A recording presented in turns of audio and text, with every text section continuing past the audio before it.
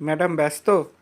না না, গিফট এনেছো, valentine's day gift. Happy valentine's day. Thank you. ঝটপট খুলে দেখো তোমার পছন্দ হলো কিনা। সিম্পল গিফট, যাতে গিফট গিফটই হয়, তাই না বলো তো? ঠিক আর আছে, তো আমি জানি তুমি আমার পছন্দের জিনিসই নিয়ে আসবে। ঠিক আছে, জলদি আমার জলদি ওরকম কোনো ব্যাপার না। দেখো, খুব টেনশনে আছি। ওরে বাবা, যাই হোক, লিপস্টিক এনেছে। এটা আমার খুব ফেভারিট একটা জিনিস, লিপস্টিক পরতে আমি খুব ভালোবাসি। আর 7 সিজে একটা নেল পলিশ এনেছে, এটাও আমি পরি। দেখো লিপস্টিকের কালারটা দেখো, আর তোমার ওই নেল পলিশের কালার দেখো। আবার নেল পলিশের কালার ভালো লাগে, রেড কালার তো পরি। আচ্ছা, সরি, উল্টো করে করে এই দেখো দেখো লিপস্টিকের কেমন কালারটা কালার। দারুণ এসছে, দারুণ লাগছে।